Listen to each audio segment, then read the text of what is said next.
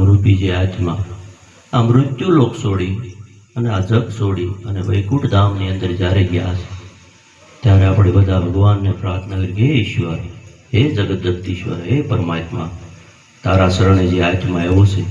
એને શાંતિ મળે માટે આજનો અમે જે કાંઈ જાગરણ કરીએ, જે કાંઈ તારા નામ લઈએ એ એના ખાતામાં જમા કર્યો અને એ આત્માને શાંતિ આપ્યો. તો બધા 5 મિનિટ શ્રી રામ જય રામની ધૂન બોલજો સાથે. શ્રી રામ જય રામ જય જય